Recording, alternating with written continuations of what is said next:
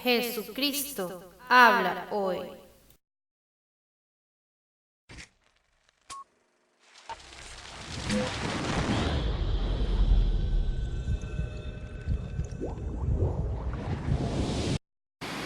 Hola mis amadas y amados hermanos en Cristo Jesús, les bendecimos.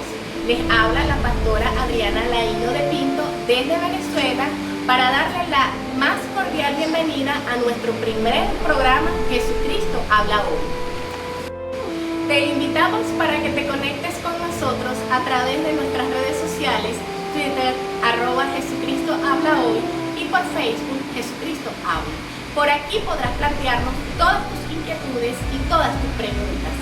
Y de seguro te estaremos respondiendo de parte de nuestro Señor Jesucristo, porque Jesucristo habla hoy. Y ahora, mis amados hermanos y hermanas, los dejo con el pastor Humberto Pinto, quien les hablará sobre el tema La vida de Jesucristo. Hola, bendiciones, ¿cómo estás? Dios me lo bendiga, mis hermanos. Quien les habla es su pastor Humberto Pinto, desde Valencia, Venezuela. Hoy, como primer programa de Jesucristo habla hoy, vamos a tener un tema muy importante que es necesario conocer: la vida de Jesús, la vida de Jesucristo. ¿Quién era Jesús? ¿Cómo llegó aquí a la tierra Jesús? ¿Cómo se le conoció Jesús? Todo esto lo vamos a descubrir mientras desarrollamos la palabra del Señor y los temas. El tema se va a ir avanzando cada vez, ¿verdad? Yo quisiera que podamos ir a Lucas 1, del 26 al 38, donde ahí se habla del anuncio, de la predestinación del nacimiento de Jesús. Jesús ni siquiera había nacido cuando ya Dios Padre había enviado un ángel aquí a la tierra, el ángel Gabriel, el cual se le presentó a esta muchacha virgen, a María, una mujer bienaventurada, porque fue escogida por Dios Todopoderoso, para que en su vientre naciera el Hijo de Dios, Jesús, Jesucristo, Emmanuel, Dios con nosotros. Qué bello, qué importante es reconocer la vida de María también, porque fue escogida entre muchas mujeres. Entonces este ángel Gabriel se le presenta, y lo podemos leer, ¿verdad? En Lucas 1, del 26 al 38, para resumirlo, pero léalo usted en su casa y probablemente en las pantallas usted lo va a ver, para que pueda entender cómo fue que fue engendrado Jesús. Es decir, el Padre de Jesús, pudiéramos decir que es el Espíritu Santo, porque fue por obra del Espíritu Santo donde se empezó a desarrollar ese nené, ese bebé que es Jesús, que es Jesucristo. Entonces es necesario reconocer que hay ángeles del cielo, mensajeros de Dios, para traer las verdades de la vida eterna. Entonces este niño iba a ser un niño, dice aquí la palabra, que iba a ser un rey, que no iba a tener fecha de culminación de su reinado, que iba a ser un rey para toda la vida, para toda la eternidad. Y María, ingenua, inocente, con temor, con miedo, porque no sabía lo que realmente estaba sucediendo. Se sintió incluso hasta culpable una vez que le estaba creciendo la barriguita ahí, porque se estaba formando ese bebé. No sabía cómo anunciárselo a su esposo, a su prometido, que en este caso era José, ¿verdad? Pero resulta que Dios es tan bueno, que también ese mismo ángel ángel Gabriel, que fue a María, también se le presenta en un sueño a José, para anunciarle que ese niño, que su esposa, su prometida, ¿verdad?, iba a dar a luz, era por obra del Espíritu Santo. Qué hermoso es conocer la vida de Jesús. Sí, mi Señor Jesús fue circuncidado y presentado a los 8 días, como es la costumbre que se hacía con los judíos. Acuérdense de que Jesús vino a cumplir las leyes y los profetas. Él quiso cumplir toda la ley judía, y él también fue presentado y circuncidado. Y eso lo podemos ver en Lucas 2, 22 al 38, donde se relata todo lo cual él fue presentado a los 8 días, para que se cumpliese lo dicho por Isaías también. Entonces vamos también a ir avanzando en la vida de Jesús, porque resulta que No se ha determinado bíblicamente qué edad tenía Jesús cuando fue visitado por los magos, pero se aproxima que él pudo haber tenido 9 meses a 2 años aproximadamente, no debe pasar de los 2 años así. No se determina bíblicamente la edad que tenía Jesús cuando fue visitado por estos magos que venían del oriente y le fueron y le entregaron a nuestro Salvador, a nuestro Jesús, incienso, mirra, perfumes, oro, plata, muchos regalos, porque acuérdense que era el Hijo de Dios.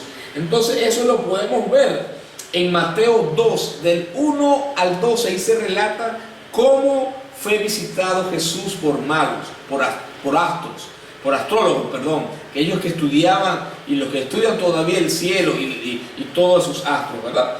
Entonces, una vez que Jesús es visitado por los magos magos, como propósito de Dios, los mismos magos le anuncian a José, a María, que era urgente que ellos se fueran de Belén, porque Herodes quería asesinar, de hecho asesinó a todos los niños menores de 2 años, buscando al Salvador, buscando al Mesías. Pero como Dios es bueno y siempre Dios se adelanta a todas las cosas, los mismos magos le dijeron a José y María: lárguense, váyanse a otra región, porque van a ser perseguidos. Bueno, imagínense para dónde se fue Jesús, siendo él un bebé, un niño, con su papá y su mamá. Fueron nada más y nada menos que para Egipto. Y en Egipto estuvieron un largo tiempo, hasta que murió Faraón. Entonces él fue devuelto y fue traído como niño. No dice la Escritura la edad exacta cuando él regresa a Nazaret, pero él fue creado en Nazaret. Por eso es que Jesús es conocido como Jesús de Nazaret. Él no nació en Nazaret, pero se crió en Nazaret. Entonces la gente en aquel entonces, en aquella época, se conocía de dónde era su crianza, de dónde era. Y por eso que Jesús era nazareno, de la región de Nazaret. Y los nazarenos también tenían sus costumbres como regiones, que era se dejaban crecer el cabello y la barba. Si hay un acontecimiento importantísimo en la vida de Jesucristo, que es precisamente la del bautismo. Él se bautizó ya prácticamente de 30 años, ya con conciencia de lo que era un hombre. Como costumbre, todo aquel judío creyente se bautizaba, y el que Dios levantó para hacer esa labor era el primo de Jesús, Juan el Bautista. Esto lo podemos ver en las Escrituras, en Mateo 13 al 17. Ahí se relata cómo fue bautizado el Mesías, Jesucristo. Y él, con humildad, sujetándose a las leyes y a los profetas, quiso hacer lo mismo que hacían los judíos, bautizarse. Y hubo un acontecimiento, porque resulta, mis hermanos, que su primo Juan el Bautista no quería ni siquiera bautizarlo. Él lo veía tan superior. Es más, cuando él venía de camino, dijo: allá viene el Cordero de Dios, el que quita el pecado del mundo. Juan el Bautista se le había revelado a través del Espíritu de Dios que él no estaba dado por Dios para quitar los pecados. Él simplemente estaba para bautizarlos, para llenarlos, para sacar la vida pasada de maldad y de pecado, pero no tenía la autoridad suficiente para limpiar, para purificar los pecados del mundo. Pues sí lo tenía Jesús. Y Jesús, una vez que sale del río Jordán, del bautismo, él fue empoderado, hermano. Él fue empoderado como tú y yo somos empoderados ahora mismo, a través del Espíritu Santo. Ese Espíritu que te fortalece, ese Espíritu que te redarguye cuando cometes pecado, ese Espíritu que te lleva a conocer a Jesús. Y yo sé que mientras que tú me estás viendo por este medio, estás llenándote del Espíritu Santo, porque su palabra es eterna, su palabra es para siempre, hermano. Y yo sé que tú saldrás convencido de que Jesucristo es la verdad, es el camino, que no hay ningún otro mediador que no sea Él. Es Jesús de Nazaret, no es un santo, no es una virgen, es Jesucristo. Y volviendo a lo que aconteció en este suceso del bautismo, una vez que él sale, él es empoderado del cielo. Y dice la palabra que como forma de paloma le llegó el Espíritu Santo y reposó sobre él. Y entonces cuando él se llena del bautismo del Espíritu Santo, es cuando realmente comienza su servicio, su ministerio como tal. Y dice la palabra que en el poco tiempo, prácticamente casi que el día siguiente, que él es empoderado a través del Espíritu Santo, empieza él a hacer algo que nosotros como hijos de Dios deberíamos de hacer, que es el ayuno, el ayunar para ser lleno del Espíritu Santo. Y entonces, una vez que él es lleno del Espíritu Santo, 40 días ayunó y el tentador llegó. Eso lo podemos ver en Mateo 4, del 1 al 11, cómo se presenta Satanás a dañar y a tentar y a que pecara al Hijo de Dios. Mas él, empoderado del Espíritu Santo, no cayó en la tentación. Tú y yo caemos en tentaciones casi que todos los días. Y no nada más que llega la tentación, sino que caemos y pecamos. Mas Jesús, el único perfecto, llegó a la tentación y no pecó. Seguiremos avanzando en la biografía, en la vida de Jesucristo, porque es muy importante para poder amar a Dios, primeramente conocerlo a Él. Sí, en Lucas 5, del 27 al 28, podemos ver cómo ya Jesús en su ministerio empieza a llamar a sus discípulos, así como te ha llamado a ti, porque Él es quien llama. Él es el que llama para hacer su obra. Asimismo Jesús llamó a sus discípulos para la obra del reino de Dios, para evangelizar.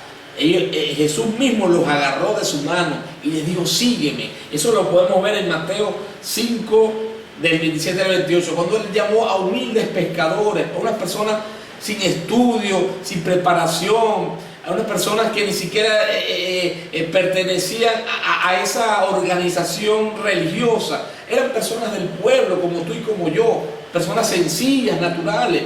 Jesús los llamó incluso por su nombre y les dijo: síganme, porque les voy a mostrar el reino de Dios, les voy a mostrar lo importante que tú y tú y tú eres para Dios y para las personas. Entonces Él reunió a estas 12 personas, incluso habían hermanos, humildes pescadores, la mayoría, donde se le empezó a predicar. Jesús mismo se ponía en las montañas, en los montes, a hablarles del reino de Dios y su justicia, preparándolos para que ellos fueran a preparar a otras personas. Y hoy, 2015, todavía hay un mandato de predicar su palabra. Disculpen, estamos ya en el 2016, ya me había quedado en el 2015, no, estamos en el 2016. Es que el tiempo pasa tan rápido, hermano, que ya no sabemos ni en qué tiempo estamos. Pero lo que sí sabemos es que el tiempo de Dios es perfecto. Y también sabemos que Jesucristo habla hoy, y hoy Jesús te está hablando así. Entonces, Jesús, una vez que reúne a su equipo de trabajo, a estos 12, y que esos 12 fueron multiplicándose, en la palabra, en Mateo 26, del 17 al 29, hubo un acontecimiento importantísimo que hoy en día todavía lo estamos practicando, que es la constitución de la cena del Señor, ¿verdad? Era donde se iba a celebrar la Pascua.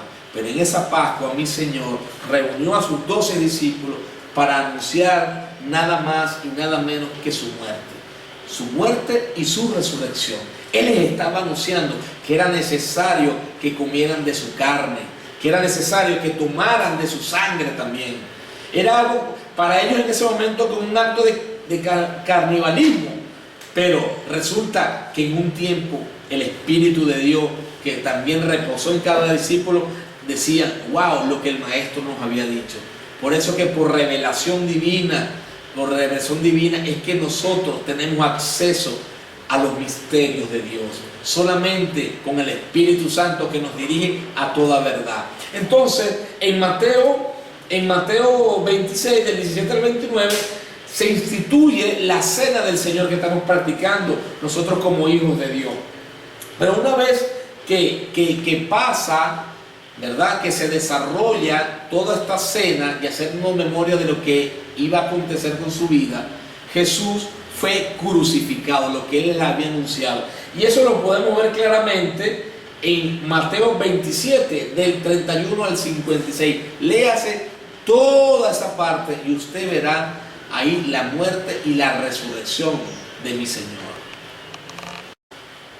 En Mateo 28, del 9 al 20, usted va a leer claramente ahí, hermano, que Jesucristo resucitó verdaderamente.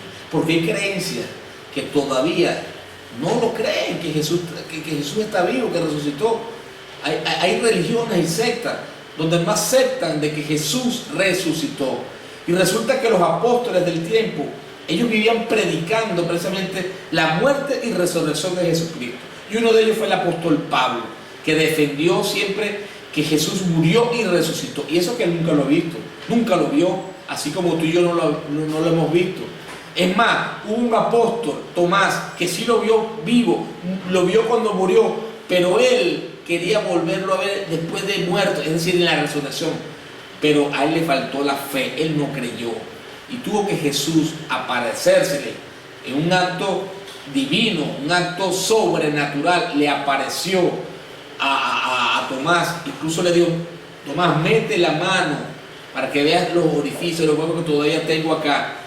Y entonces Tomás fue que lo entendió porque lo vio, lo creyó porque lo vio. Y Jesús le dijo: Tomás, Tomás, ¿por qué no has creído?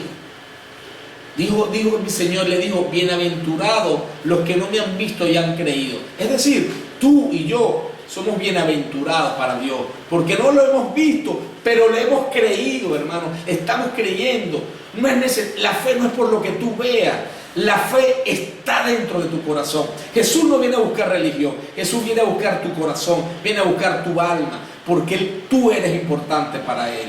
Yo quiero que con este tema de conocer a Jesús, que Dios está permitiendo que tú lo escuches en el día de hoy, es para que verdaderamente tú te humilles y te arrepientas de todos los pecados y busques su camino, porque su camino te va a llevar a la felicidad, te va a llevar a la vida eterna, te va a llevar a ser realizado como hijo de Dios que tú eres. Porque por fe declaro y decreto en el nombre de Jesucristo que tú eres una hija y un hijo de Dios. Dios está tocando tu puerta hoy a través de este mensaje. Es necesario que esa dureza que tienes en el corazón de no recibirlo como tu Señor y como tu Salvador salga de tu mente, salga de tu corazón. Te lo está diciendo una persona que estaba en contra de los religiosos, en contra de Dios, pero tuvo una experiencia como la tuvo el apóstol Pablo, verdadera, una experiencia que transformó mi vida, como yo sé que lo está transformando en el día de hoy en ti. De manera que en Mateo 28, del 9 al 20, vamos a apreciar cómo Jesús, después de muerto, resucita y llega aquí a la tierra. Y déjenme decirle, Dios es omnipresente. Dice la palabra que Jesús está sentado a la diestra del Padre, pero también está dentro de ti, porque Él puede estar en todos lados al mismo tiempo. Es un poder sobrenatural y divino que tiene Jesús de Nazaret. Entonces, en Hechos también podemos ver mucha palabra en Hechos, donde se predicaba el Jesús resucitado, donde el apóstol Pablo, ¿verdad? En Hechos 17, 18, donde el apóstol Pablo anunciaba de que verdaderamente el evangelio del reino se había acercado, y ese evangelio del reino es nada más y nada menos que Jesucristo, Jesús de Nazaret. Bueno, mis hermanos, me despido creyendo de que esta palabra haya tocado tu vida. Puedes comunicarte con nosotros a través de las redes sociales que habíamos anunciado anteriormente. Se despide con el amor de Dios el pastor Humberto Pinto, y que haya sido de bendición para tu vida, mi hermano. Mis amados hermanos, espero que les haya gustado el tema La vida de Jesucristo, que haya sido de edificación para su vida y hayan aprendido un poco más sobre la vida de nuestro Señor Jesucristo, nuestro Salvador, el que dio su vida por ti y por mí y por todo el mundo, aún sin merecerlo. Él se dio completamente su vida por nosotros. Les invito a que hagamos una oración. Yo quiero hacer una oración por ustedes. Cierren sus ojos desde donde nos estén mirando. Cierren sus ojos y vamos a orar. Padre amado, bendito sea tu nombre, santo sea tu nombre. Te damos gracias, Señor, porque tú eres bueno y eres fiel, Señor. Gracias por ministrar nuestras vidas y nuestros corazones a través de tu Hijo Jesucristo. Gracias porque Jesucristo, a pesar de que han pasado más de 2000 años, aún nos está hablando a nuestras vidas y a nuestros corazones. Te pedimos que seas tú tocando la mente y los corazones de cada uno que estamos mirando y escuchando esta oración, Señor. Te pido que abras nuestro sentido, nuestro corazón y nuestro entendimiento, y seas tú dándonos la vida eterna cada día más, Señor. Gracias, Señor, por este programa, este primer programa, Señor, que tú nos has dado, Señor. Gracias, Señor, por el pastor Humberto Pinto, que es quien nos trajo la impartición, la enseñanza y el aprendizaje sobre tu vida, Señor. Llénalo más de tu sabiduría y de tu amor. Gracias por todos los que están mirando este programa y escuchándolo, Señor. Bendice su vida cada día más, Señor. Cada día más te lo pedimos porque sabemos que tú eres un Dios vivo, Señor. Te damos gracias. Amén y amén. Mis amados hermanos, ahora les invito a que hagamos la oración de fe, el paso de fe que dice en Romanos 8:10, que si confesares con tu boca que el Señor es tu Salvador, creyéndolo en tu corazón, tú serás salvo. Yo te pido ahora mismo que seas tú cerrando tus ojitos y repitas conmigo esta pequeña oración. Padre, en el nombre poderoso de tu Hijo amado, te pido perdón por todos mis pecados. Te pido que seas tú limpiando mi mente y mi corazón para poder ser digno de ti. Te pido que inscribas en el cielo, en el libro de la vida, mi nombre. Y seas tú, Señor, regalándome la vida eterna. Amén y amén.